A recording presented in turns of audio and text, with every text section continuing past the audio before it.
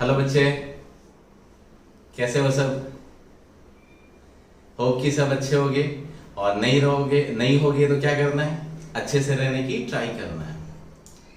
So welcome back to the class of physics initiated by school of science and achievers academy. It's a place where you can learn each and every concept in very easiest way. और बच्चा, मैं सुनील गुप्ता आपको पढ़ाने जा रहा हूं physics, और physics में इलेक्ट्रोस्टैटिक का कौन सा टॉपिक बच्चा? Behaviour of electric dipole in uniform electric field. What? Behaviour of electric dipole in uniform electric field. एक बार रिकैप करते हैं बच्चा, इलेक्ट्रिक डाइपोल क्या होता था? डाई मींस क्या होता था? दो। इलेक्ट्रिक डाइपोल मींस डाई मतलब क्या होता था? दो। तो जिसके दो पोल होते हैं उसको क्या बोलते हैं? डाइपोल। जैसे मैग्नेट में भी होता था एक नॉर्थ एक साउथ, वैसे ही यहां पे भी दो पोल होता है, एक प्लस और एक माइनस। ठीक है, ऐसा ही कुछ देखे थे।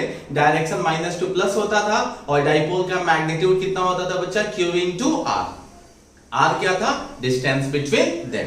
ठीक है, नाउ अब क्या देखना है कि जब उसको यूनिफॉर्म इलेक्ट्रिक फील्ड में प्लेस करते हैं, किधर प्लेस करते हैं? यूनिफॉर्म इलेक्ट्रिक फील्ड में, देन उसका इफेक्ट क्या होता है? किसका? इलेक्ट्रिक फील्ड का इफेक्ट। हम इलेक्ट्रिक फील्ड का इफेक्ट किस पे देखने वाले हैं? डाइपोल पे। सही है। सो पहले छोटी छोटी चीजें देखते हैं। वैसे यूनिफॉर्म इलेक्ट्रिक फील्ड तुम लोगों को पता होगा क्या होता था? यूनिफॉर्म का मतलब कांस्टेंट। क्या होता था? कांस्टेंट। चेक करो, बनाते हैं। सो ये ले लिया बच्चा यूनिफॉर्म इलेक्ट्रिक फील्ड। क्या ले लिया? Uniform electric field. देखो स्ट्रेट लाइन दिख रहा है, इसका मतलब क्या है? यूनिफॉर्म है। ठीक है, now a dipole is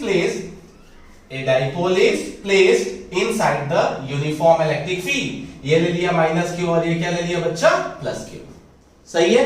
so dipole का डायरेक्शन किधर से किधर होता है? वैसे देखो तो ये सेंटर होता है। डाइपोल का डायरेक्शन किधर से किधर होता है? Minus two plus. अगर डाइपोल के डायरेक्शन की जरूरत होती तो किधर से किधर लिखते? Minus two plus. ठीक है, अभी हमें वो नहीं देखना है। बिहेवियर इन द सेंस, इस पे लगने वाला फोर्स क्या क्या लग रहा है, फोर्स कितना लग रहा है और टॉर्क कितना लग रहा है। दुल्ला से याद करो, टॉर्क क्या होता था? टॉर्क क्या होता था? RF sin थीटा या force into perpendicular distance. Rotation वाले टॉपिक का सबसे इंपॉर्टेंट पार्ट वही था। ठीक है, सो देखो कितने चार्ज है यहाँ पे डाइपोल के सिस्टम में? दो चार्ज है, एक माइनस क्यू और दूसरा प्लस क्यू। ठीक है बच्चा, अभी पहले फोर्स के बारे में बात करते हैं। किसके बारे में? इस पे लगने वाले फोर्स के बारे में बात करते हैं। कैसे बात करेंगे चेक करो। सो इलेक्ट्रिक फील्ड में प्लस चार्ज जब रखते हैं तो फोर्स किधर लगता है? Along to the field. याद करो, मैंने नोट करके भी बताया था कि when a positive charge is placed in uniform electric field, then इस पे लगने वाला force along to the field होता है। Let this one is F1। सही है, और F1 का मैग्नीट्यूड कितना हो जाएगा? Q into E। चार्ज का वैल्यू कितना है? Q, और इलेक्ट्रिक फील्ड कितना है? E। सो कितना हो गया? Q into E। सही है। सिमिलरली माइनस चार्ज पे इलेक्ट्रिक फील्ड में जब रखते हैं तो फोर्स किधर लगता है? Opposite to the field. This one is F2 और उसकी वैल्यू भी कितनी आई? Q into E। सही है। सो नेट फोर्स की वैल्यू क्या हुई बच्चा? तो चेक करो, ये जो फोर्स लग रहा है कि सिस्टम पे लग रहा है? एक ही सिस्टम पे लग रहा है, लेकिन डायरेक्शन क्या है? उल्टा है। F1 आगे है तो F2 किधर है? पीछे है। सो नेट फोर्स की वैल्यू क्या लिखेंगे? F1 minus F2। सो नेट फोर्स की वैल्यू क्या हो गई? 0। नेट फोर्स की वैल्यू क्या हो गई? 0। ठीक है, अब आते हैं बच्चा टॉर्क की। किसकी? टॉर्क की। तो बताओ फोर्स कितने? दो, तो टॉर्क भी कितना? तो एक टाउ 1 और दूसरा टाउ 2। मतलब F1 के कॉस से टॉर्क टाउ 1 एंड F2 के कॉस से टॉर्क टाउ 2। फिर से F1 के कॉस से टॉर्क टाउ 1 एंड F2 के कॉस से टॉर्क टाउ 2।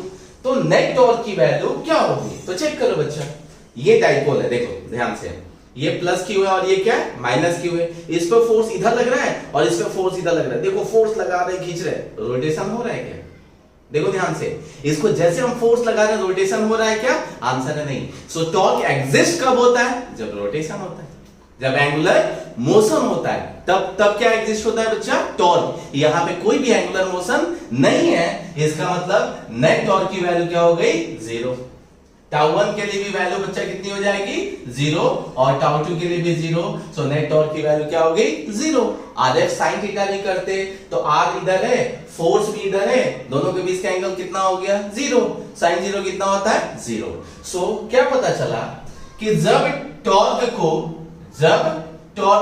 डाइपोल को पैरेलल रखा गया, डाइपोल को कैसे अलाइन किया गया है? पैरेलल टू इलेक्ट्रिक फील्ड, तब उसमें क्या हुआ बच्चा? नेट फोर्स भी 0 है और नेट टॉर्क भी 0 है। तब नेट फोर्स भी जीरो है इस पर लगने वाला और नेट टॉर्क भी जीरो है। सिमिलरली दूसरा एग्जांपल लेते हैं, ध्यान से देखो बच्चा। अभी डाइपोल को एंटी पैरेलल रख देते हैं। कैसा रख देते हैं बच्चा? एंटी पैरेलल, मतलब ये प्लस क्यू और ये माइनस क्यू। अब डाइपोल का डायरेक्शन किधर? फिर से माइनस टू प्लस। तो चेक करो, अभी डाइपोल पैरेलल है कि एंटी पैरेलल है? आंसर एंटी पैरेलल है। चेक करो, इलेक्ट्रिक फील्ड इधर है और डाइपोल किधर है? इधर है। तो दोनों क्या हो गया? एंटी पैरेलल, क्योंकि उनके बीच का एंगल कितना हो गया बच्चा? 180 डिग्री। ठीक है, पक्का? यहां तक पता चला कि 180 डिग्री पे है। सिमिलरली चेक करो, इस पे फोर्स किधर लगेगा? सो इलेक्ट्रिक फील्ड में जब माइनस चार्ज प्लेस होता है तो अपोजिट फोर्स लगता है। तो ये क्या हो जाएगा अपना? Late this one is F1 और F1 की वैल्यू क्या हो गई? QV। प्लस पे किधर लगता है? अलोंग टू द फील्ड, तो ये क्या हो गया? F2 और F2 की वैल्यू भी क्या हो गई? QV। नेट फोर्स की वैल्यू बच्चा क्या हो गई? सो नेट फोर्स की वैल्यू इधर वाला प्लस और इधर वाला माइनस। सो क्या लिखेंगे बच्चा? F2 minus F1। क्यों? क्योंकि देखो एक ही लाइन के अलोंग लग रहा है, एक इधर लग रहा है दूसरा इधर लग रहा है, तो इधर वाला प्लस कर दिया और F1 इधर वाला माइनस कर दिया। फिर से वैल्यू कितनी आ गई? 0। इसका मतलब जब एंटी पैरेलल भी रखा तब भी नेट फोर्स की वैल्यू कितनी आ गई? 0। और नेट टॉर्क की वैल्यू जब देखेंगे बच्चा तब भी कितनी आएगी? 0। क्यों? रोटेशन नहीं हो रहा है। चेक करो, एक माइनस क्यू है और ये प्लस क्यू है। कैसे? ये ऐसे धक्का मार रहा है और ये मतलब अंदर हम धक्का मार रहे हैं, ये इधर और ये इधर धक्का मार रहे हैं। कहां रोटेशन हो रहा है? अगर रोटेशन नहीं हो रहा है इसका मतलब नेट टॉर्क की वैल्यू क्या है? 0। कितना है बच्चा? नेट टॉर्क की वैल्यू 0 है। तो चेक किया, नेट टॉर्क की वैल्यू 0। RF sin थीटा भी करके देखते तब भी नेट फोर्स की वैल्यू, नेट टॉर्क की वैल्यू क्या दिखती? 0 ही दिखती। सो क्या पता चला? इन दोनों केस में नेट फोर्स और नेट टॉर्क दोनों की वैल्यू इसमें क्या है? 0 है। दोनों की वैल्यू क्या है? 0 है। अब चलो चेक करो थर्ड वाला पॉइंट जो है और थोड़ा सा ट्विस्ट करते हैं। ये है इलेक्ट्रिक फील्ड बच्चा, ये क्या है? Electric field. और इसमें डाइपोल को ना किसी एंगल से अलाइन करते हैं। क्या करते हैं? किसी एंगल से अलाइन करते हैं। ये क्या है बच्चा? Electric field. ये इलेक्ट्रिक फील्ड कांस्टेंट मैंने दिखा दिया। अब क्या किया?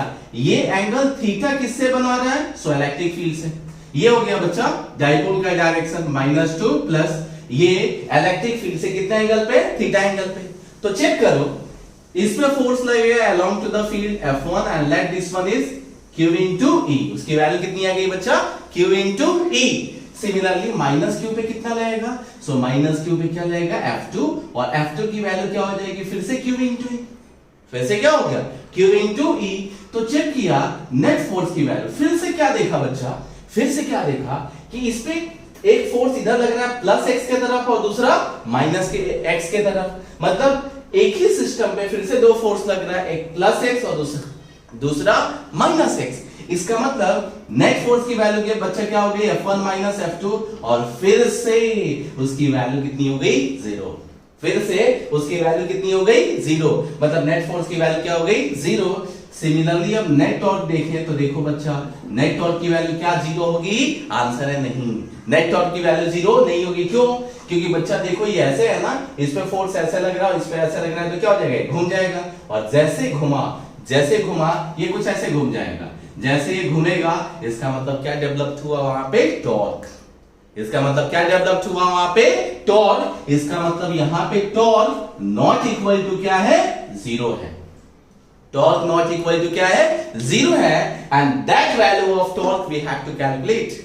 इसी टॉर्क की वैल्यू हमें फाइंड आउट करनी है, जो बोर्ड के हिसाब से बहुत इंपॉर्टेंट टॉपिक है। कॉम्पिटिटिव में फॉर्मूला भर यूज होता है और बाकी इसी टॉर्क का जो मैग्नीट्यूड निकालते हैं वो सबसे इंपॉर्टेंट टॉपिक है बच्चा। ठीक है? सो इस पूरे ये भाषण से ये पता चला, इस पूरे प्रवचन से ये पता चला कि जब भी किसी भी डाइपोल को यूनिफॉर्म इलेक्ट्रिक फील्ड में रखते हैं, किसमें रखते हैं? यूनिफॉर्म इलेक्ट्रिक फील्ड में रखते हैं, तो उस पर लगने वाला नेट फोर्स की वैल्यू क्या होता है बच्चा? 0। नेट फोर्स की वैल्यू क्या होता है? 0। लेकिन नेट टॉर्क की वैल्यू 0 हो भी सकता है और 0 नहीं भी हो सकता है। ये बहुत इंपॉर्टेंट पॉइंट है, ध्यान रखना है कि whenever an electric dipole is placed in uniform electric field, then net force acting on it is always equal to 0, but net torque may or may not be equal to 0, because देखो इस case में 0 हुआ और इस case में 0 नहीं हुआ। ठीक है बच्चा, चलो इसको फटाफट कॉपी पेस्ट कर लो। सो बच्चा अभी देखते हैं, जो टॉर्क 0 नहीं था, so how can we calculate the value of torque? So अभी ये बोर्ड का बहुत इंपॉर्टेंट टॉपिक है बच्चा, वीबीआई कर लो। क्या है? Torque experience by electric dipole in uniform electric field. In uniform electric field बहुत ही हलवा सा टॉपिक है और बहुत ही अच्छा टॉपिक है। देखो कैसे करना है, वापस से उसी डायग्राम को फिर बनाते हैं। चेक करो, ये है अपना इलेक्ट्रिक फील्ड। क्या है बच्चा? Electric field and dipole is align with angle theta from electric field. Electric field से कितना एंगल बना रहा है बच्चा? थीटा। ठीक है, सो चेक करो, ये है माइनस क्यू अपना और ये अपना क्या है? Plus Q. क्या है? ये माइनस क्यू और ये प्लस क्यू। ठीक है, इस पे फोर्स किधर लगेगा बच्चा? तो अलोंग टू द फील्ड, अभी चेक किया था ना। प्लस पे किधर लगेगा? इधर लगेगा। क्या लिखेंगे? F1। Late this one is F1। उसकी वैल्यू कितनी हो गई? Q into E। इस पे कितना हो गया बच्चा? सो इस पे ले लिया F2 and again it's value is Q into E। अब ये थीटा है तो ये भी कितना हो जाएगा? थीटा। सही है, अभी हमें क्या निकालना है? टॉर्क। क्या निकालना है? टॉर्क। ठीक है, तो चेक करो, ये ऐसे घूम रहा है, ये क्लॉकवाइज घूम रहा है। ध्यान से देखो तो ये कैसे घूमेगा? क्लॉकवाइज। याद है टॉर्क में क्लॉकवाइज में हम पॉजिटिव लेते थे direction of torque. 11th class में सिखाया जाता है कि direction of torque is negative for anti clockwise. सही है, sorry, direction of torque is negative for clockwise. Clockwise के लिए क्या लेते थे? नेगेटिव, और एंटी क्लॉकवाइज के लिए क्या लेते थे? पॉजिटिव। सो ध्यान से देखो, ये क्लॉकवाइज घूम रहा है। कैसा घूम रहा है? क्लॉकवाइज। इसका मतलब दोनों का डायरेक्शन क्या है? Same. So we can directly add net torque की वैल्यू डायरेक्टली हम स्केलर फॉर्म में ऐड कर सकते हैं। देखो बच्चा, टॉर्क वेक्टर क्वांटिटी होता है। क्या होता है? Vector quantity. But as torque का डायरेक्शन दोनों का क्या है? सेम। देखो दोनों जो है क्लॉकवाइज ही घुमा रहे हैं, इसका मतलब नेट टॉर्क की वैल्यू डायरेक्टली ऐड कर सकते हैं। सही है, सो नेट टॉर्क की वैल्यू क्या हो गई? τ1 प्लस τ2। ठीक है, अभी कैसे? तो चेक करो टॉर्क कैसे निकालेंगे। टॉर्क का फॉर्मूला था बच्चा Rf sin थीटा। क्या होता था? Rf sin theta. या मेरे जैसे लोग, मैं हमेशा 11th क्लास में यही यूज करता था। Torque equal to force into r perpendicular, मतलब परपेंडिकुलर डिस्टेंस। क्या यूज करता था? Force into perpendicular distance. ठीक है, सो हम यहां पे क्या यूज करेंगे? टॉर्क की value force into perpendicular distance. तो चेक करो, ये वाला फोर्स ऐसे है, देखो इधर, इसको लाइन ऑफ एक्शन को पीछे खींच के देखा, ये फोर्स कैसे लग रहा है? ऐसे। सही है, और रोटेशन किसके अलोंग हो रहा है बच्चा? इस सेंटर के अलोंग रोटेशन हो रहा है। ध्यान से देखो, ये जो रोटेट हो रहा है किस पॉइंट को लेकर रोटेट हो रहा है? ओके, ये O सेंटर है, वो रेफरेंस है, और इसी के अबाउट क्या हो रहा है? रोटेशन हो रहा है। तो देखो परपेंडिकुलर डिस्टेंस कहां से देखेंगे? जिस पॉइंट से घूम रहा है। तो फोर्स ऐसे लग रहा है, देखो फोर्स कैसे लग रहा है? ऐसे। तो परपेंडिकुलर डिस्टेंस O से कौन हो गया? ये हो गया। ध्यान से देखो, फोर्स कैसे लग रहा है? ऐसे।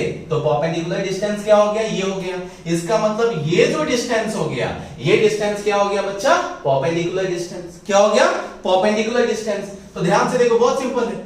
अभी ये पता चल गया हमें परपेंडिकुलर डिस्टेंस है, और डाइपोल में ये A ले लिया, और ये भी डिस्टेंस क्या ले लिया है बच्चा? A।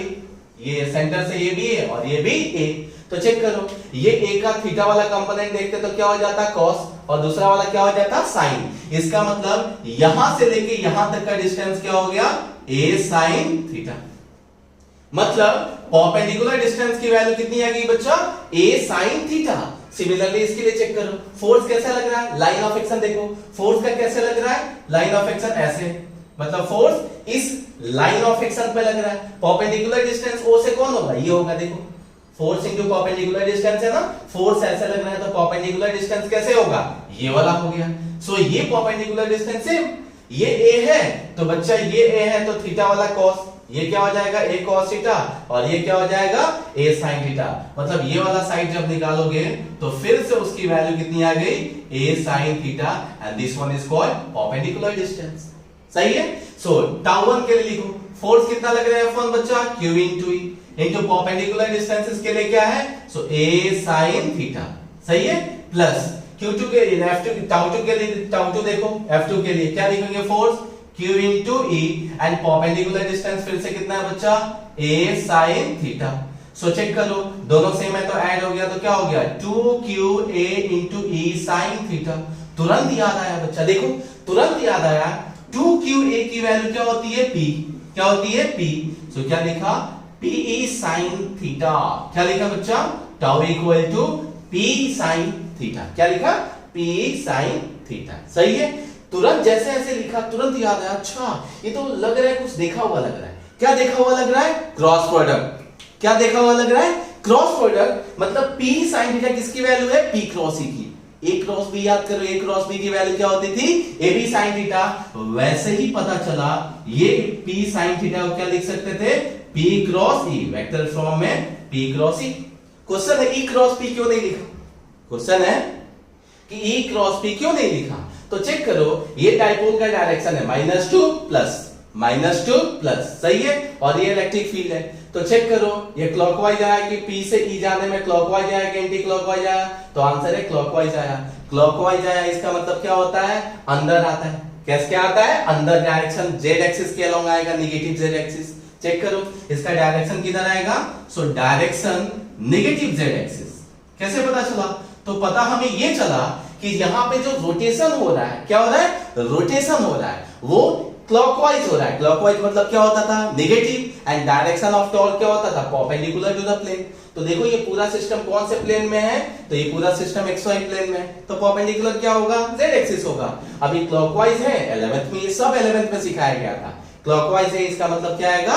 नेगेटिव आएगा। So negative of z axis के अलोंग क्या हो गया? इसका डायरेक्शन हो गया। ठीक है, सो बच्चा यहाँ पे P sin थीटा और डायरेक्शन नेगेटिव z एक्सिस। सो E क्रॉस P करने से ना उल्टा आंसर आ जाएगा। ठीक है, सो P क्रॉस E करने से हमारा परफेक्ट आंसर आएगा।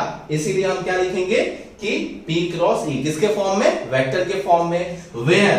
Where theta is the angle between, common sense है, किसका प्रोडक्ट है? P एंड E का। तो theta is the angle between vector P and vector E, मतलब डाइपोल मोमेंट और इलेक्ट्रिक फील्ड के बीच का एंगल बच्चा क्या है? उनके बीच का एंगल क्या है? थीटा। मतलब what is theta? Theta is the angle between P and E। ठीक है, सो हमेशा ध्यान रखना है, टॉर्क बच्चा मैग्नीट्यूड में क्या? P sin theta, and vector के फॉर्म में क्या लिखेंगे? P cross E। क्या लिखेंगे? P cross E। ठीक है, अब इसी टॉर्क का इफेक्ट देखते हैं कि कब मैक्सिमम होगा और कब मिनिमम होगा। तो सबसे पहला केस ले लेते हैं जब थीटा की वैल्यू 0 डिग्री या 180 डिग्री हो। थीटा की वैल्यू 0 डिग्री मींस क्या? पैरेलल होना चाहिए। थीटा की वैल्यू 0 डिग्री मतलब P और E क्या होना चाहिए? पैरेलल। तो फटाफट बना दिया, देखो P और E क्या बना दिया? पैरेलल। ये -q और ये क्या ले लिया? +q। P किधर हो गया? इधर, और E भी किधर हो गया? इधर। तो थीटा की वैल्यू कितना हो गया बच्चा? 0। कितना हो गया? 0। सो टॉर्क का फॉर्मूला क्या लिखेंगे? P sin 0। sin 0 कितना होता है? 0। तो टॉर्क की वैल्यू कितनी हो गई? 0। यही तो सबसे स्टार्टिंग में समझाया था, खींच खींच के बताया था। अभी फॉर्मूला के अकॉर्डिंग पता चल गया कि टॉर्क की वैल्यू यहाँ पे क्या हो गई? 0। एंटी पैरेलल रहा तो थीटा कितना हो जाएगा? 180 डिग्री। तो चेक करो बच्चा, ये क्या हो जाएगा? +q और ये -q। अभी डायरेक्शन ऑफ डाइपोल किधर हो गया? इधर, और ये इलेक्ट्रिक फील्ड हो गया। सही है, सो अभी चेक करोगे टॉर्क की वैल्यू क्या हो जाएगी? PE sin थीटा की वैल्यू 180, sin 180 भी कितना होता है? 0। अगेन टॉर्क की वैल्यू कितनी हो गई? 0। सही है, सो ये हो गया बच्चा मिनिमम। ये क्या हो गया? मिनिमम। यहां पे भी क्या हो गया? टॉर्क की वैल्यू मिनिमम। केस 2 देखो, जब थीटा की वैल्यू 90 ले लेते हैं। थीटा की वैल्यू कितना ले लेते हैं? 90। जैसे 90 लिया तो चेक करो, ये अपना बच्चा इलेक्ट्रिक फील्ड है। क्या है? अपना इलेक्ट्रिक फील्ड है, और ये डाइपोल रहा -q, और ये क्या ले लिया? +q। तो डाइपोल का डायरेक्शन किधर हो गया? नेगेटिव टू पॉजिटिव, मतलब ऊपर। तो देखो इलेक्ट्रिक फील्ड इधर है, डाइपोल किधर है? ऊपर है। इसका मतलब थीटा की वैल्यू कितनी हो गई? 90। अरे देखो रे सब, थीटा की वैल्यू कितनी? 90। सो टॉर्क की वैल्यू क्या हो जाएगी? टॉर्क की वैल्यू हो जाएगी PE sin 90, और sin 90 क्या होता है? 1। इसका मतलब टॉर्क की वैल्यू क्या हो गया बच्चा? P into E, और चेक करो तो ये वैल्यू क्या हो गई? मैक्सिमम वैल्यू आ गई। ये वैल्यू क्या हो गई? मैक्सिमम। अभी देखो ध्यान से, ऐसा नहीं कि सिर्फ अकेले मैं ही सीख रहा हूं और मैं ही पढ़ रहा हूं। ठीक है, ऐसा नहीं करना है। ठीक है, सो एक बार क्या पता चला कि बच्चा टॉर्क का मैग्नीट्यूड देखा, उसमें भी चेक किया मिनिमम मैक्सिमम। थीटा की वैल्यू 0 180 पे मिनिमम होता है, और 90 पे क्या होता है? मैक्सिमम होता है। ठीक है, इसके और भी कंडीशन है बच्चा जो बोर्ड के लिए इंपॉर्टेंट है। पहले इसको लिख लो, फिर उसको भी कराता हूं। ठीक है, सो बच्चा एक और टॉपिक देखते हैं इसी से related, stable and unstable equilibrium of electric dipole in uniform electric field. बच्चा ये अपने बोर्ड में ना 2 से 3 बार पूछा गया, रिपीट किया हुआ क्वेश्चन है। इसी से रिलेटेड मैं स्टेबल एंड अनस्टेबल के अबाउट सिखाता हूं अभी। ठीक है, चलो चेक करो कैसे चेक करना है स्टेबल एंड अनस्टेबल। स्टेबल तब होता है जब बच्चा पैरेलल कंडीशन होता है। कौन सा कंडीशन? पैरेलल, या थीटा की वैल्यू कितनी? 0। क्वेश्चन आप ये क्या बोल दिया? तो याद करो, इससे पहले इलेक्ट्रोस्टैटिक के जो बाकी के पीछे के जो चैप्टर्स थे वहां सिखाया था स्टेबल इक्विलिब्रियम बच्चा वो होता है जब उसको आगे पीछे करने पे अगर सेम पोजीशन पे वापस आ जाए, मतलब उसको डिस्प्लेस करो, डिस्प्लेस करने से अगर ओरिजिनल कंडीशन पे आ जाता है तो क्या होगा, स्टेबल, और दूर चला जाता है तो क्या हो जाएगा, अनस्टेबल। ऐसा ही था ना कि अगर जैसे हम हिला डुला के देखते थे आगे पीछे करके, अगर वापस अपने जगह पे आ गया तो क्या बोलते थे, स्टेबल, एंड नहीं आया तो क्या बोलते थे, अनस्टेबल। ठीक है, तो देखो बच्चा ये थीटा इक्वल टू 0 पे कैसे होता है मैं बताता हूं। ठीक है, ये अपना इलेक्ट्रिक फील्ड है, क्या है बच्चा, इलेक्ट्रिक फील्ड है, और ये डाइपोल बच्चा ऐसे था पहले, ये माइनस क्यू और ये क्या था, प्लस क्यू। सही है, क्या था, minus Q plus Q, and dipole का डायरेक्शन किधर था बच्चा, माइनस टू प्लस। तो देखो ये दोनों पैरेलल है, कैसा है, पैरेलल है। अब क्या किया बच्चा, हमने इसको ना किसी एंगल से हिला डुला के देखा, तो यहां तो फिक्स है, ये सेंटर है, यहां पे क्या है, फिक्स है। सो आइदर इसको ऊपर लेके जाएंगे नहीं तो नीचे। सो मैंने क्या किया, इसको स्लाइटली ऊपर डिस्प्लेस्ड किया, स्लाइटली किधर डिस्प्लेस किया, ऊपर, कितने एंगल से, थीटा। ध्यान से देखो, इसको स्लाइटली किधर डिस्प्लेस किया, ऊपर, किधर, ऊपर। तो ये हो गया अभी माइनस क्यू, और ये क्या हो गया बच्चा, प्लस क्यू। सही है, इस पे फोर्स किधर लगेगा, तो अलोंग टू द फील्ड, इस पे फोर्स इधर लगा और इस पे भी फोर्स किधर लगा, इधर लगा। चेक करो, जैसे ही ऐसे फोर्स लगा, ये कैसे घूमेगा, क्लॉकवाइज कि एंटी क्लॉकवाइज, तो आंसर है क्लॉकवाइज। कैसे घूमेगा, क्लॉकवाइज। इसका मतलब ये उसको हमने देखो दूर किया, हमने क्या किया, उसको जैसे डिस्प्लेस किया, ये टॉर्क उसको वापस से क्या करना चाहता है, रीस्टोर करना चाहता है, मतलब ओरिजिनल कंडीशन पे लेके आएगा। लेके आएगा मतलब कौन सा कंडीशन हो गया, स्टेबल।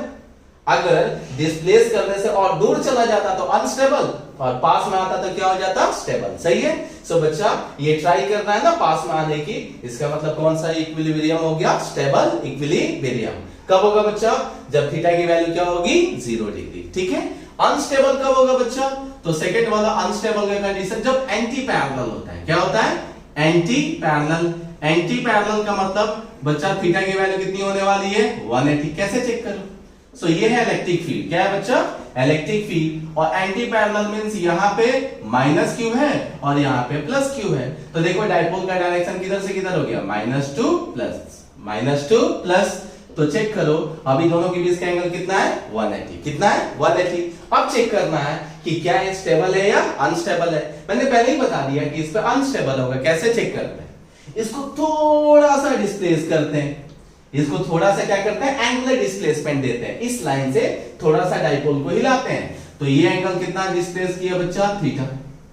ये अभी प्लस क्यू है और ये क्या है, माइनस क्यू है। तो चेक करो, जैसे इसको डिस्प्लेस किया तो इस पे फोर्स किधर लगेगा, तो माइनस पे अपोजिट टू द फील्ड लगता है, तो फोर्स कैसे लगेगा, ऐसे लगेगा। Very good. प्लस पे किधर लगता है, अलोंग टू द फील्ड, तो कैसे लगेगा, प्लस पे फोर्स, तो प्लस पे बच्चा फोर्स ऐसे लगेगा। सही है, तो चेक करो, ये एक सिस्टम है, एक फोर्स इधर लग रहा है, एक फोर्स इधर लग रहा है, तो कैसे घुमाएगा, ऐसे घुमाएगा। इसका मतलब कैसे घूम रहा है वो, एंटी क्लॉकवाइज। कैसे, एंटी क्लॉकवाइज। इसका मतलब ये सिस्टम इससे दूर जा रहा है। किधर जा रहा है बच्चा, सिस्टम दूर जा रहा है, इसका मतलब स्टेबल नहीं हुआ। अपने ओरिजिनल पोजीशन से दूर जाए तो अनस्टेबल। सो ये हो गया बच्चा, पास में आ रहा है तो स्टेबल इक्विलिब्रियम, और ये क्या हो गया बच्चा, अनस्टेबल इक्विलिब्रियम। ठीक है, फटाफट पता चला। तो ये हो गया क्या, स्टेबल इक्विलिब्रियम, और ये अनस्टेबल, 0 या पैरेलल है तो स्टेबल, और 180 या एंटी पैरेलल है तो अनस्टेबल। ठीक है, इसके बहुत बच्चा बहुत ही टाइम पास क्वेश्चन आता है, देखेंगे बहुत मजा आएगा और बहुत इजी है। ठीक है, सो चलिए इसको फटाफट लिख लो। सो बच्चा एक और टॉपिक देखते हैं, effect of electric dipole in non uniform electric field. इसके बहुत बच्चा straight forward question statement wise, एक नीट में भी पूछा गया है, चेक कर लेना कौन से ईयर में पूछा गया है, और बोर्ड में 3 से 4 बार पूछा गया है कि what is the effect of electric dipole in non uniform electric field. 1 mark के लिए बोर्ड में आता है और नीट में 4 मार्क के लिए पूछा गया है। ठीक है, बहुत ही सिंपल है बच्चा, नॉन यूनिफॉर्म इलेक्ट्रिक फील्ड बनाना है तो कैसे भी बना सकते हैं, उसमें मैंने ऐसे बना लिया। तो क्या हुआ, ये इंक्रीजिंग डायरेक्शन है बच्चा, इधर देखो जैसे आगे जा रहे हैं तो फील्ड लाइंस क्या हो रहा है, पास पास में आ रहा है, इसका मतलब इधर जा रहे हैं तो ये इंक्रीजिंग इलेक्ट्रिक फील्ड है, मतलब इलेक्ट्रिक फील्ड की वैल्यू क्या हो रही है, इंक्रीज हो रही है। So this is the direction of increasing electric field. इसका मतलब इलेक्ट्रिक फील्ड यूनिफॉर्म नहीं है। जैसे जैसे आगे जा रहे हैं देखो स्पेसिंग कम होते जा रहा है, मतलब इलेक्ट्रिक फील्ड चेंज होते जा रहा है। वही कंडीशन था, हमें किस में रखना था डाइपोल को, नॉन यूनिफॉर्म इलेक्ट्रिक फील्ड में, ठीक है। अब क्या किया बच्चा, इसी में डाइपोल को प्लेस किया। अब दो तरीके से प्लेस कर सकते हैं, देखो ये भी नॉन यूनिफॉर्म इलेक्ट्रिक फील्ड का डायरेक्शन हो गया, ये भी क्या हो गया बच्चा, इंक्रीजिंग इलेक्ट्रिक फील्ड, मतलब इधर जा रहे हैं तो इलेक्ट्रिक फील्ड क्या हो रहा है, इंक्रीज। अब एक केस में क्या करते हैं, डाइपोल को इंक्रीजिंग इलेक्ट्रिक फील्ड के डायरेक्शन में रखते हैं और एक में डिक्रीजिंग इलेक्ट्रिक फील्ड के डायरेक्शन में रखते हैं। मतलब देखो ये डाइपोल का डायरेक्शन इसमें क्या ले लिया, अपोजिट ले लिया, मतलब इंक्रीजिंग इलेक्ट्रिक फील्ड से उल्टा ले लिया और यहाँ पे इंक्रीजिंग इलेक्ट्रिक फील्ड के अलोंग ले लिया। ये बोर्ड में ऐसा ही क्वेश्चन पूछा है, ठीक है। और नीट में तो वो टाइम पास है, लास्ट में इक्वेट कर देता हूं।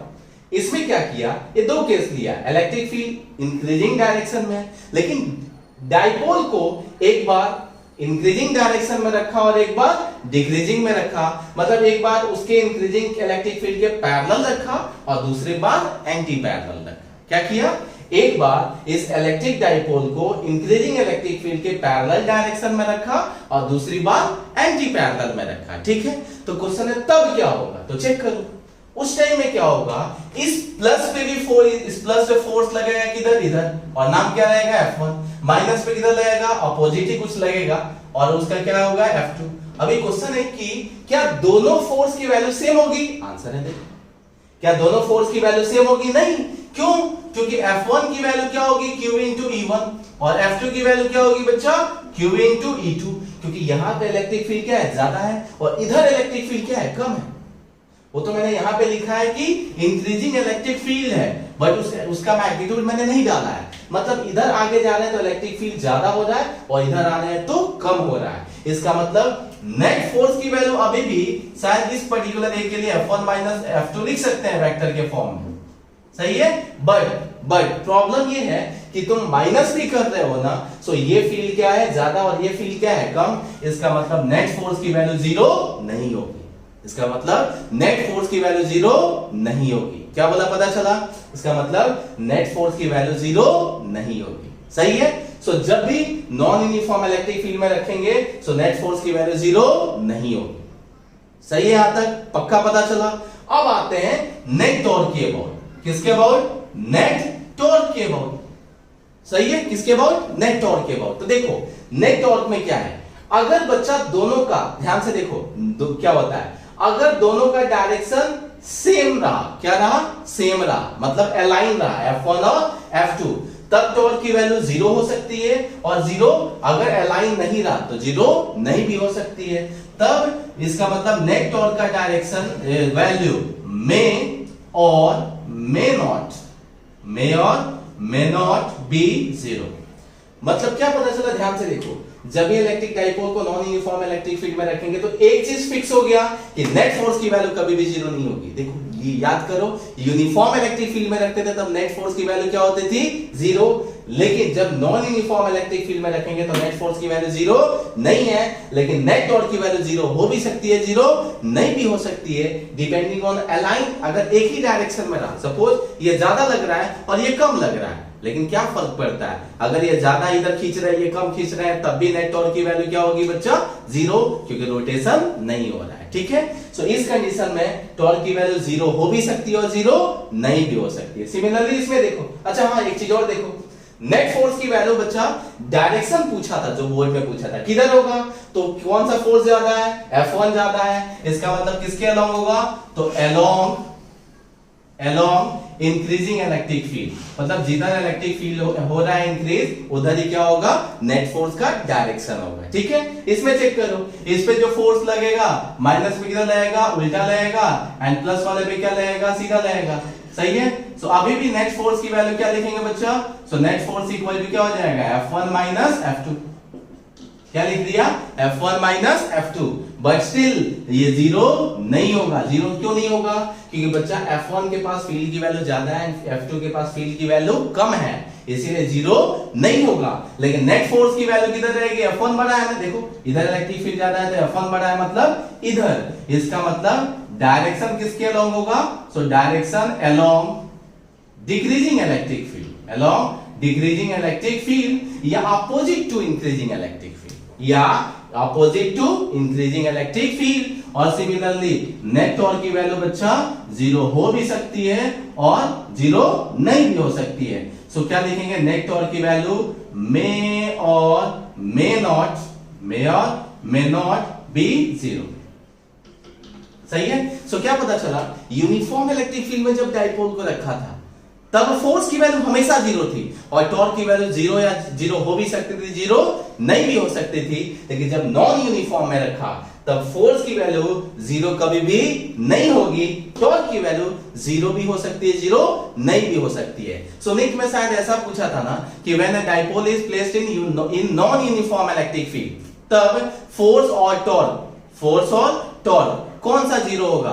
तो आंसर है फोर्स 0। ऐसे कुछ ऑप्शंस थे कि फोर्स 0 होगा, फोर्स 0 नहीं होगा, टॉर्क 0 होगा, टॉर्क 0 नहीं होगा।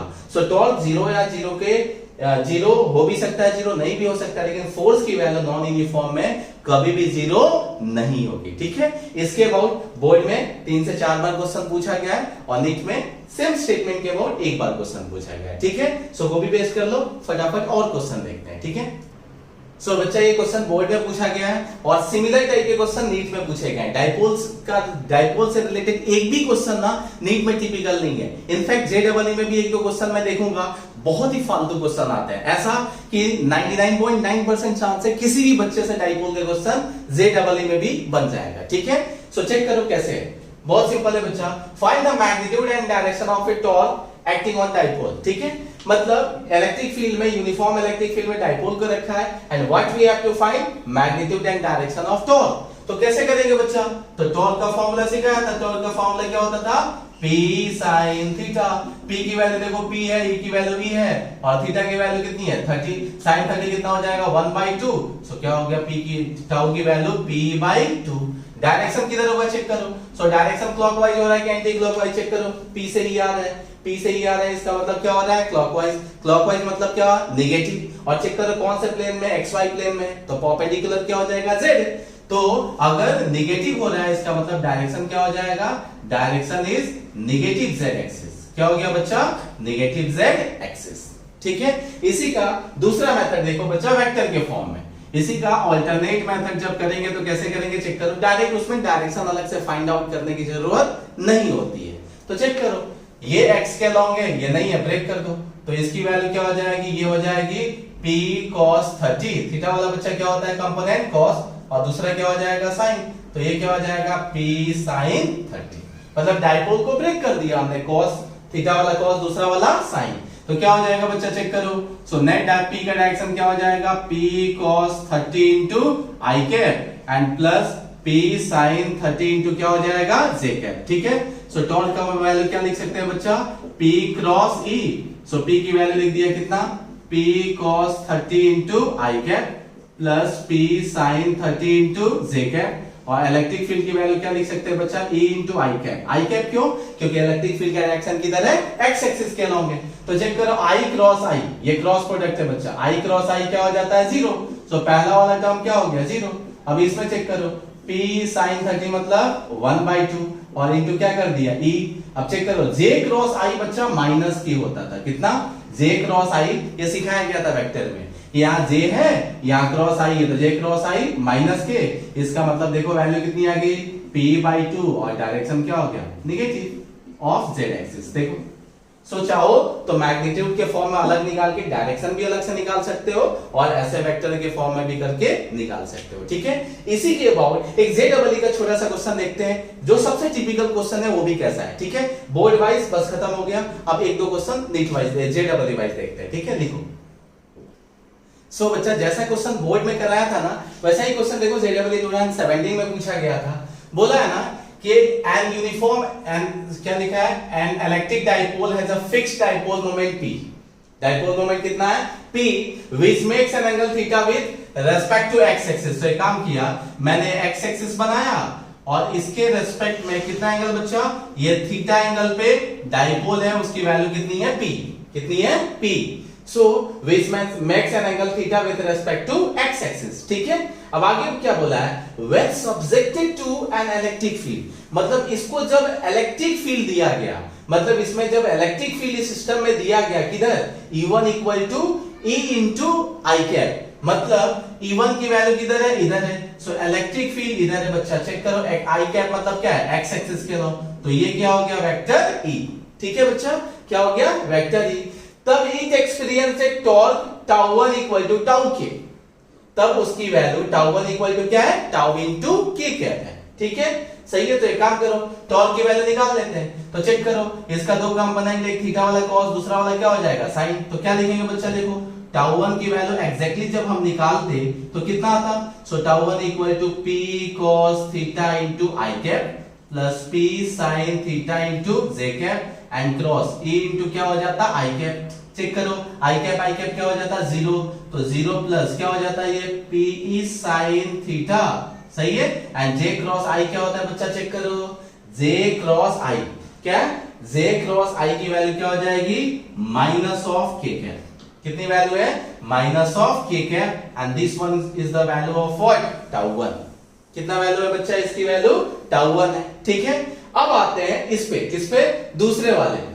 ठीक है बच्चा, सो दूसरे वाले पे आते हैं। अब क्या बोला है, when subjected to another electric field E2, मतलब सेम डाइपोल सिस्टम को, ये एक्स एक्सिस है, ये एक्स एक्सिस है, ये डाइपोल है, डाइपोल का ये डायरेक्शन है, कितने एंगल पे है, थीटा।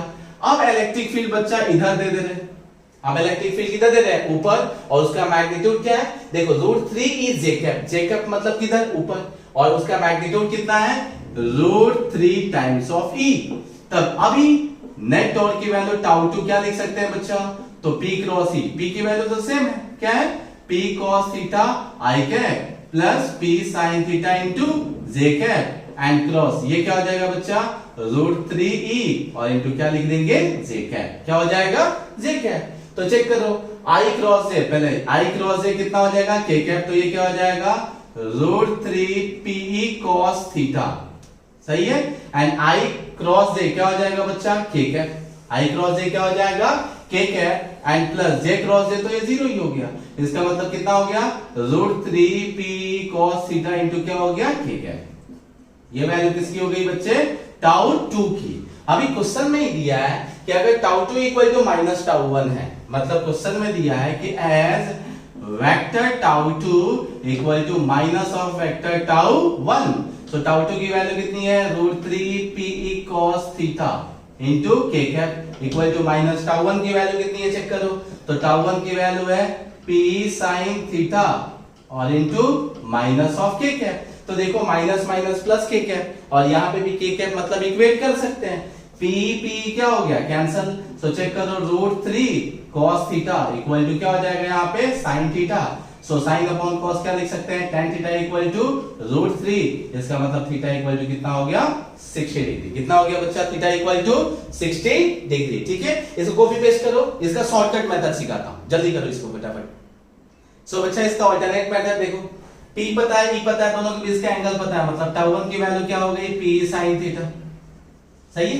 स्केलर के फॉर्म में करते हैं, क्यों, क्योंकि एंगल 90 से ज्यादा है नहीं, इसका मतलब माइनस प्लस का कोई रोल होने वाला नहीं है, और डायरेक्ट मैग्नीट्यूड टाउ 1 और टाउ 2 का क्या है, सेम। माइनस तो ये बता रहा है कि डायरेक्शन अलग है, तो मैग्नीट्यूड दोनों क्या होने वाला है, सेम। टाउ 1 निकाल दिए, अभी टाउ 2 क्या है, तो चेक करो बच्चा, टाउ 2 की वैल्यू फिर से P की वैल्यू P ही है, E की वैल्यू कितनी है, √3 है, और sin थीटा याद करो, थीटा किसके बीच का एंगल था, P और E के बीच का, P इधर है, E इधर है, इसका मतलब इनके बीच का एंगल कितना है बच्चा, 90 माइनस थीटा, तो इनटू क्या लिखेंगे, P sin थीटा, मतलब sin क्या डाल दिया, 90 माइनस थीटा। सो कितना आ गया, √3P sin 90 माइनस थीटा क्या होता है, cos थीटा। अब एज क्वेश्चन में दिया है कि मैग्नीट्यूड टाउ 2 और टाउ 1 का क्या है, सेम है, तो टाउ 2 की वैल्यू कितनी हो गई, √3P cos theta equal to ये कितना है, P sin theta. So finally क्या हो गया, tan theta equal to √3, so theta equal to क्या हो गया, 60 डिग्री। तो इतना कुछ ये करने की जरूरत नहीं थी, बट मैंने दोनों मेथड बता दिया, तो जिसको वेक्टर फॉर्म से करना है वो वेक्टर फॉर्म से करो, और जिसको स्केलर से करना है वो स्केलर से कर लो। ठीक है, चलो लिखो, कॉपी पेस्ट करो। सो बच्चा एक क्वेश्चन देखते हैं जिसमें मैकेनिक्स को मिला के टॉर्क को निकालते हैं। ठीक है, किसके साथ, मैकेनिक्स के साथ। ठीक है, क्वेश्चन में क्या किया, यूनिफॉर्म इलेक्ट्रिक फील्ड है, E नॉट आई कैप, मतलब एक्स एक्सिस के अलोंग है, E नॉट आई कैप किसके अलोंग है, एक्स एक्सिस के अलोंग है, और डाइपोल को बच्चा ऐसे रखा गया -q + q, और दोनों का मास m दिखाया गया, कितना m, और इलेक्ट्रिक फील्ड से 37 डिग्री पे अलाइन है, इलेक्ट्रिक फील्ड से 37 डिग्री पे अलाइन है, कितना 37। So what we have to find angular acceleration, what angular acceleration, याद करो अल्फा से डिनोट करते थे 11th क्लास में। Find angular acceleration at this instant, मतलब जब एंगल की वैल्यू 37 डिग्री है तब क्या फाइंड आउट करना है, एंगुलर एक्सेलरेशन। तो ये बताओ पहले एंगुलर एक्सेलरेशन मतलब क्या, घूमना, कौन सा, एंगुलर मोशन। और एंगुलर मोशन के लिए कौन रिस्पांसिबल होता है, टॉर्क। एंगुलर मोशन के लिए कौन रिस्पांसिबल होता है, टॉर्क। हमेशा ध्यान रखना है बच्चा क्वेश्चन स्टार्ट कैसे करना है। तो पता चला एंगुलर मोशन हो रहा है मतलब कौन रिस्पांसिबल है, टॉर्क। तो वही से ही स्टार्ट किया, कैसे स्टार्ट किया, एज टॉर्क का फॉर्मूला क्या होता है बच्चा, P sin थीटा। क्या होता है, P sin थीटा।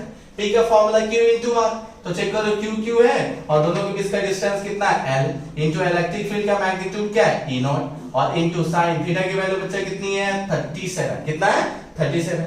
अब सोचो यही टॉर्क किसके इक्वल टू होने वाला है, इसी से हमें क्या निकालना है, एंगुलर एक्सेलरेशन। तो याद किया, अच्छा टॉर्क का एक फॉर्मूला ना एंगुलर एक्सेलरेशन के भी फॉर्म में होता था। क्या होता था उसकी वैल्यू, सो टॉर्क की वैल्यू होती थी I into अल्फा। और what was I was called angular acceleration. तो सिंपल, I मतलब क्या, मोमेंट ऑफ इनर्शिया, किसका, तो ये पॉइंट ऑब्जेक्ट का। देखो दो अलग अलग पॉइंट ऑब्जेक्ट है, किसके अबाउट रोटेशन हो रहा है, इस पॉइंट के अबाउट। तो चेक करो पॉइंट ऑब्जेक्ट का मोमेंट ऑफ इनर्शिया का फॉर्मूला क्या हो जाता था, mr²। r क्या होता था, सेंटर से ऑब्जेक्ट तक का डिस्टेंस कितना, L/2, और ये भी L/2। तो क्या किया, चेक करो, इसका और इसका मोमेंट ऑफ इनर्शिया क्या होगा, सेम, क्योंकि मास भी सेम है और डिस्टेंस भी क्या है, सेम। तो 2 लिख देता हूं पहले, क्या लिख दिया, 2। अब इसका moment of inertia point object है तो कितना हो जाएगा, m into r²। r की वैल्यू कितनी है, L/2, तो क्या हो जाएगा, L²/4। सही है। और इनटू क्या कर दिया बच्चा, अल्फा इक्वल टू ये क्या हो गया, Q into L into E not, and sin 37 की वैल्यू कितनी होती है, 3/5। ठीक है, ये 2 2 कितना हो गया, 4, एक L से एक L कैंसिल, सो अल्फा की वैल्यू क्या हो गई, 2 2 3 कितना हो गया, 6Q E not, 6Q E not upon क्या हो गया, m, सॉरी ये हो जाएगा अपना 5 नीचे जाएगा। ठीक है, 5 ऑलरेडी नीचे है, so 5 into m into L. So this one is the value of angular acceleration at that instant. ठीक है, पक्का पता चला। सिंपली टॉर्क का फॉर्मूला लगा दिया, P sin थीटा, और I अल्फा से क्या कर दिया, इक्वेट कर दिया। ठीक है, चलिए एक और लास्ट क्वेश्चन देखते हैं फटाफट। सो बच्चा एक टॉर्क के साथ ना SHM का भी क्वेश्चन देख लेते हैं। बहुत इजी है यार, अभी SHM के क्वेश्चंस में डाउट नहीं आना चाहिए, क्योंकि बहुत सारे SHM के क्वेश्चंस ना ऑलरेडी मैं करा चुका हूं अलग टॉपिक से। ठीक है, फिर भी देखो एक बार क्या है, बोला है ना कि if the dipole is slightly displaced, देखो ये कौन से पोजीशन पे है, तो याद करो स्टेबल इक्विलिब्रियम में। कैसे, तो इलेक्ट्रिक फील्ड और डाइपोल का डायरेक्शन क्या है, सेम है। इसका मतलब कौन सा इक्विलिब्रियम है, स्टेबल इक्विलिब्रियम है। तो बोला है ना कि इसको स्लाइटली डिस्प्लेस करो, चाहे ऊपर या नीचे, तो क्या होगा, अगर वो स्टेबल इक्विलिब्रियम में है, इसका मतलब ऊपर खींच के छोड़ते हो तो वापस नीचे आएगा, तो क्या होगा, SHM के तरफ परफॉर्म करेगा। सो उसी का टाइम पीरियड निकालना है बच्चा। क्या निकालना है हमें, टाइम पीरियड, कि स्लाइटली ऊपर या नीचे डिस्प्लेस करते तो वापस वो बैक आएगा ना, सो उसी का टाइम पीरियड हमें ढूंढना है कि क्या होगा। ठीक है, तो बहुत सिंपल है। ये हो गया बच्चा इसका रेफरेंस पॉइंट। इसको बहुत ही थोड़े एंगल से, देखो मैंने ज्यादा एंगल दिखाया क्योंकि डायग्राम बनाने का जगह नहीं है। ये स्लाइटली डिस्प्लेस्ड किया, कितने एंगल से, थीटा एंगल से। कितने एंगल से, थीटा एंगल से। तो यहां पे ये रीस्टोर होगा, और रीस्टोर होगा मतलब वापस से अपने तरफ आएगा, तो उसी का हमें क्या निकालना है, रीस्टोर टाइम पीरियड। देखो जैसे जैसे किया तो वापस इस पे 4 सीधा लगता था, इस पे 4 सीधा लगता था, तो ऐसे आता था ना, इसका मतलब उसी का क्या निकालना है, टाइम पीरियड। तो सिंपल पता था कि एज घुमा कौन रहा है, घूम रहा है, तब तो टॉर्क आ रहा है, और तब क्या आ रहा है, SHM हो रहा है। सो टॉर्क की वैल्यू क्या हो गई, P sin थीटा। क्या लिखा बच्चा, P sin थीटा। बट इसको बच्चा माइनस के साथ लिखेंगे, क्योंकि ये रीस्टोर कर रहा है ना, और रीस्टोर कर रहा है तो देखो टॉर्क क्लॉकवाइज लग रहा है। कैसा लग रहा है, क्लॉकवाइज। क्लॉकवाइज क्या लेते थे, नेगेटिव, और एंटी क्लॉकवाइज क्या लेते थे, पॉजिटिव। ठीक है, इसीलिए मैंने यहाँ पे क्या डाला, माइनस डाला, बिकॉज रीस्टोर कर रहा है, हमने इधर लेके गए थे और ये वापस आ रहा है। सो रीस्टोर कर रहा है और वो क्लॉकवाइज आ रहा है, इसीलिए क्या डाल दिया, माइनस डाल दिया। सो टॉर्क की वैल्यू क्या आ गई, -P sin थीटा। अब ध्यान से देखो तो थीटा बहुत स्मॉल है, थीटा क्या है, as theta is very small, मतलब बहुत ही थोड़ा सा डिस्प्लेस किया है, as theta is very small, so याद रखना हमेशा यहां पे कि जब भी थीटा स्मॉल हो सो साइन थीटा को थीटा या जरूरत पड़ने पे उसी को क्या लिख सकते हैं, tan थीटा लिख सकते हैं। अब से लेके लास्ट तक आएगा ये, 11th क्लास में भी मैं कहीं ना कहीं यूज किया था। जब भी थीटा स्मॉल हो तो साइन थीटा को थीटा या जरूरत पड़ने पे उसी को क्या लिख सकते हैं, tan थीटा। क्यों? क्योंकि थीटा की वैल्यू 0 लो, थीटा की वैल्यू 0 लो, साइन 0 कितना होता है 0, tan 0 कितना होता है 0। अब थीटा की वैल्यू थोड़ा बढ़ाओगे ना तो साइन थीटा की वैल्यू थोड़ा बढ़ती है और tan थीटा की वैल्यू थोड़ा बढ़ती है। इसका मतलब याद रखना है थीटा की वैल्यू जब बहुत ही थोड़ा है तब जरूरत पड़ने पे उसको साइन थीटा को थीटा या tan थीटा लिख सकते हैं। ठीक है, हमारे पास जरूरी है बच्चा एंगुलर डिस्प्लेसमेंट की। इसका मतलब इस साइन थीटा की जरूरत नहीं है, हमें सिर्फ एंगुलर डिस्प्लेसमेंट किसकी जरूरत है, थीटा की।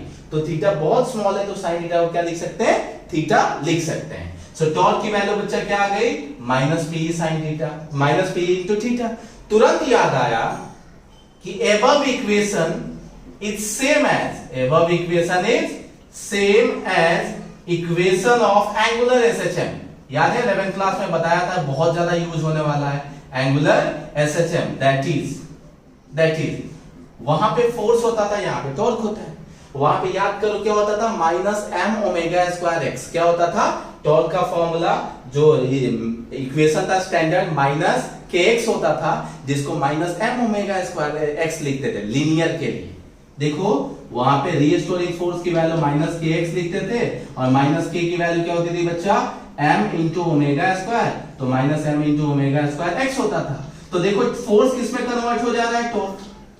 फोर्स किस में, एंगुलर में किस में कन्वर्ट हो जाता है, टॉर्क। मास किस में कन्वर्ट होता है, याद करो, इनर्शिया में।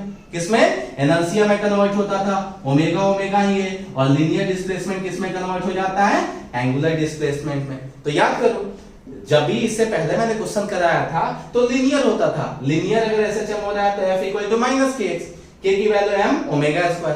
यहाँ पे एंगुलर SHM हो रहा है, मतलब ऐसे हो रहा था, एंगुलर SHM में फोर्स किस में कन्वर्ट हो गया, टॉर्क में। और मास इनर्शिया में, ओमेगा तो ओमेगा है और x क्या है, एंगुलर डिस्प्लेसमेंट हो गया।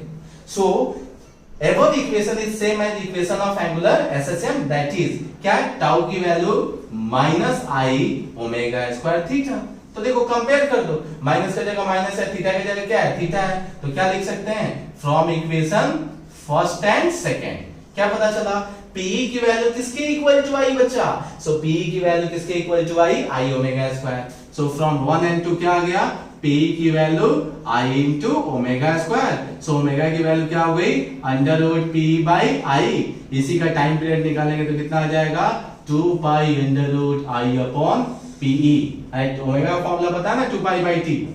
क्या पता है, 2π/t। ठीक है, सो इसी की वैल्यू कितनी आ जाएगी, 2π√i/pe। ठीक है, सो बच्चा ये हुआ आज का टॉपिक। और क्या देखा हमने आज, टॉर्क के अबाउट बेसिकली देखा, यूनिफॉर्म में भी देखा, थोड़ा बहुत नॉन यूनिफॉर्म का भी सिखाया, उससे रिलेटेड क्वेश्चंस बताया। बहुत ही टाइम पास क्वेश्चन, इसमें कोई भी ढंग का क्वेश्चन नहीं था और वो भी इस टाइप के क्वेश्चंस बोर्ड में नहीं आते हैं। ठीक है, नीट में भी नहीं आते हैं और मेंस में भी ऐसे क्वेश्चंस मुझे दिखे नहीं। एडवांस में इस टाइप के कंसेप्ट यूज करके दिखे थे। ठीक है, बट सिंपल कंसेप्ट था इसीलिए अभी सिखा दिया। अभी क्या करना है बच्चे, आपको जो वर्कशीट दिया था ना उसके जितने भी क्वेश्चंस हैं डाइपोल तक गॉस लॉ को छोड़ के उसको आप कंप्लीट कर लेना, बिकॉज नेक्स्ट क्लास में मतलब कल से हम गॉस लॉ स्टार्ट करेंगे और उसके एप्लीकेशन। ठीक है, तब तक के लिए अच्छे से पढ़ाई करो और याद रखना डिमोटिवेट नहीं होना है, मोटिवेट सेल्फ होते रहो और हम जैसे लोगों को भी मोटिवेट करते रहो। ठीक है, चलो थैंक यू।